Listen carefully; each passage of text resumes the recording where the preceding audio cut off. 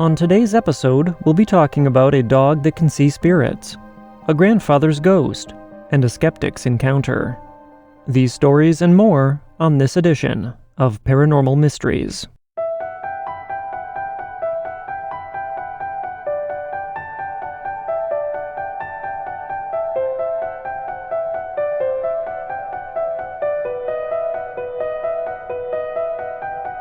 Thank you for joining me and welcome. I am your host, Nick Ryan. I hope that everyone's been having a great week so far. And before we start, I'd like to say thank you to Aaron for their support and generosity. If you enjoy the show, please consider subscribing, sharing, and reviewing the podcast. This supports us by helping new listeners to discover the show. And if you'd like to support us even further by becoming a patron or by donating, please visit us at patreon.com/paranormalmysteries or at buymeacoffee.com/paranormal. These links and others can be found in the show notes. And if you've encountered the paranormal and would like to share your story, please email me at paranormalmysteriespodcast@gmail.com. All experiences, no matter how big or small, are always welcome. And with that being said, our first story comes to us from KW, and KW's story is called A Skeptic Has a Shared Ghostly Encounter and a Strange Dream Encounter. KW says, I have never been one to take stories of paranormal encounters seriously, and often just listen out of politeness when someone begins to talk about it. I guess I'm a skeptic when it comes to this stuff, so from time to time I will listen to shows like yours, because even though to me it is not real, it is interesting nonetheless. That being said, over the years I have had two strange instances, which were just weird and are not easy to explain. The first instance I know was not my imagination, because my friend, who was also not a believer in anything paranormal, was sitting next to me, and we both heard the same thing. This was over 10 years ago in my hometown in England. One of our friends had lost their grandmother that week, who he was raised by. She had died in her sleep one night, and was discovered as my friend took her a cup of tea. How she would demand her cup of tea comes into this, so let me explain that. She would go to the bottom of the stairs and shout up in her thick Irish accent, "David, David, make me a cup of tea." The week she died, me and my other friend were both at David's house for support, as we had been every night since. We were both playing on the Xbox and chatting away as normal. David wasn't home. He was out making funeral arrangements with his grandmother's close friend. And suddenly I heard, "David, David," as clear as anything in her thick Irish accent, coming from the bottom of the stairs. Thinking I was hearing things, I turned to my friend to tell him what I was hearing, and his eyes were wide open, and he was still staring at me. It was then that I realized I wasn't hearing things. We were both hearing this. We both laughed in shock and said, "What the F is going on?" Being young at the time and panicked, I just turned the TV up. I should also add that there was someone else downstairs, and this is where our thoughts went to as an explanation. We got the courage to go downstairs into the living room and went and asked this person, who was a friend of David's, if she had shouted up the stairs. She said she hadn't, and she was watching TV. I asked if she had heard anything, and she claimed not to. This is one experience I've often wondered about. If she had shouted up, then why wouldn't she say? She knew David was out, so why would she have shouted David? She hadn't heard anything, but me and my friend both did. She didn't know David's grandmother very well at all, and didn't know how she would shout up the stairs to ask for her tea. Anyway, it's fair to say that nothing like that has happened in that house since, though it has always left me feeling strange to be alone in any room there. The second instance is much shorter than the last and happened recently. It has to do with dreaming of a loved one who has long since passed. My grandmother died in 2016.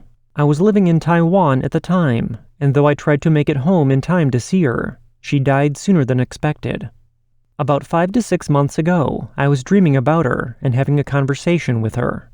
I tend to know when I am dreaming, although I am not one to be able to control my dreams. Knowing I was dreaming, I said to her, "Nan, why are you here? You are dead." Whatever she responded to me, I don't remember, but in my dream she reached out and put her hand on my shoulder, and in that moment I was woken up to my girlfriend acting out her dream and putting her hand on my shoulder. She immediately went back to sleep and has no recollection of acting out her dream. In fact, it is not something she has ever done in the nearly 4 years we've been together. A weird coincidence? Most likely, but very strange. It wasn't the first time that I've dreamt of conversing with her either, and I'm not the only one in our family who has dreamt of having a conversation with her. Many of my cousins, aunts, and uncles have had such experiences. I imagine this to be normal for people grieving. It has been 5 years though, and now has me feeling that it's odd. My dad, who is about as skeptical as you can get on this kind of stuff and mocks people who believe in it, woke up crying recently. He claims he had a dream and he was talking with her. Our next story of the night comes to us from Autumn. An Autumn story is called Night on Patrol. Autumn says, "Hello. I have to say I enjoy the podcast. I have been binge listening while at work since I discovered it last week. It has made my workdays more enjoyable and go by so much faster. I have always been sensitive to the creepy things that go bump in the night, but I have chose to ignore it due to not wanting to be considered crazy. I am a former police officer, and I worked in a very busy area. There was always something happening on the night shift that kept us busy. However, this one night was very quiet, and was a good time to catch up on my paperwork. Every officer has a favorite hiding spot in their patrol zone that is quiet and tucked away to provide some level of safety. I was parked in the back of a neighborhood and had the back of my car backed up against a tree line. I was still a rookie officer at the time, learning my zone, but this spot was where the older officers would hide out, so I was sure that this was a safe spot. I positioned my car so that I could see the one-way-in street and put the car in park and rolled down my windows per officer safety. If there was anyone attempting to ambush me, I would hear them. I began filling out paperwork and catching up on reports. I heard a crack behind me from the tree line. I looked up and scanned the area, but did not see anything, and I chalked it up to a raccoon and began finishing my paperwork. It wasn't long before I started to get the feeling of being watched. I always trusted my instincts as an officer, and again, I looked up and scanned behind me. I heard another crack and heard more sounds coming from the tree line while I sat there. My mind went to thinking that this could be an ambush attack, so I got out of my car with my flashlight and hand resting on my holstered weapon. I approached the tree line. However, I did not see or hear anyone. There were no new noises either, so I knew nothing had ran away. Again, I chalked it up to either raccoons or squirrels, or, God forbid, a skunk. I went back to my car. However, I was now on alert. About 10 minutes went by, and again I felt as though I was being watched, and I heard movement by what sounded like slow and controlled steps approaching my vehicle. I could hear them getting closer, and I felt a wave of fear come over me. I hopped out of my car quickly to confront whoever was stalking me, but there was nothing. No one was there, and no animals. I still felt as though I was being watched, and I was creeped out beyond words at this point. I got back in my car and turned it around so that my headlights and spotlight were pointed at the tree line. I didn't know if it was my imagination, but I certainly didn't feel like it was my imagination. I did not see anyone in the trees, and then I quickly left the area and sped to a well-lit convenience store parking lot. I took a few deep breaths and got a cup of coffee while trying to regain my control. After a bit, I received a call for service, and I headed to the call and put the creepy experience behind me. A few weeks later, I was put with one of my favorite senior officers, and we were patrolling that same area, and I laughingly told him about the night I freaked myself out. He just smiled at me and chuckled. Actually chuckled. "How many times have you been back there?" I said, "Not often, but I know you and your others like that spot, so I figured it was safe." He then told me to head that way and asked why it was that I thought that on a quiet night there were no other officers there, and why they would only go there during the day or with a partner. I pulled into the area and he told me to put the car in park. He got out and started walking toward the tree line. We went through the tree line that was pretty thick. In the car, he smiled when he asked, "Do you know what's behind these trees?" I looked past the tree break and saw the opening. I was at a loss for words when I saw that we were headed toward a cemetery. It was a small cemetery that was one of the oldest in the city and tucked away. I had no idea that it was behind the trees or that it even existed. He told me some stories about his experiences from that spot that matched mine. Over the years that I worked there, a few other officers had similar stories. I never went back to that spot, and I dreaded going into that area at night alone for calls for service. I have other stories. As officers, we are always dispatched to the weird and the unexplained stuff that scares people. But this one definitely scared me. Our next story of the night comes to us from Maddie, and Maddie's story is called Mystery Rock. Maddie says, "My family owns a 400-acre farm that runs along a major river. As a child, my cousins and I would explore this vast landmass, finding new paths, and we would go on general adventures. One day we came across this massive rock split down the center. The crack was wide enough to walk through, and on many occasions we did. The split ended up being a shortcut from the main trail to the river. Without the shortcut, it was about a 3-mile walk, and with the shortcut, maybe a 3-minute walk. We never questioned this as children, or even as teenagers. As life went on, almost all of us had stopped going to the farm, and we were just living our lives. Recently, one of my cousins went to the farm to spend time there with his kids. He decided to show them the shortcut to the river, and to his surprise, the rock was gone. I don't mean gone as in he was looking in the wrong place. I mean gone, and it left a clearing with its disappearance. He tells all of us this recently at a Zoom family reunion, and we were all shocked. As we're talking and explaining everything to our parents, aunts, and uncles, they point out to us how the shortcut doesn't really make any sense for the location or time, as it is miles from the river, and there is no way it took us right to it. But it 1000% did, and we all know that it did. It was then that we all realized that they were right. It didn't make any sense, but it did happen. None of us have any idea what exactly we experienced as children, but I know with absolute certainty that that rock existed, and that it got us to the river in record time. Thank you for sharing, and I love your podcast." Our next story of the night comes to us from Layla, and Layla's story is called True Love Can Pass Boundaries. Layla says, "Hello. I've recently discovered your podcast and was intrigued to hear listener stories of paranormal encounters, and I felt compelled to share one of my own. Back in 2005, I was 20 years old and pregnant with my first child. My mother and I moved in with my great-grandmother, who was ill with Parkinson's and Alzheimer's, to be able to care for her and avoid moving her into a nursing home. My grandmother lived in a brick ranch-style home that was on a hill, so the common spaces of the home were on the left end of the house, and the bedrooms were on the right, up a small staircase 4 stairs high. One night, due to pregnancy bladder problems, I had to use the little girl's room around 2 a.m. My bedroom was located directly across the hall from the bathroom. If you walk out of my room, to the right were my grandmother and my mother's rooms, and to the left was the small staircase that led into the formal living room, which had a doorway immediately to the right that led into the family room. As I crawled out of my bed, I noticed that the room was freezing, which was odd because it was August in Kentucky, and August is unbearably warm. Plus, I'm pregnant, so hot flashes stayed with me.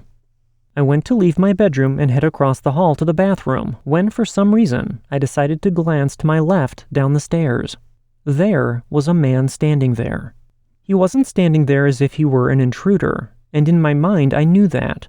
He was almost glowing with a light that is hard to describe. I could very clearly make out that he was wearing tan slacks and a white button-up shirt. He was young, 20s maybe, but his features were hard to distinguish. Almost as soon as I saw him, he disappeared into the family room. I was obviously terrified and a self-identified chicken, so I spun on my heels back into my bedroom and shut and locked the door.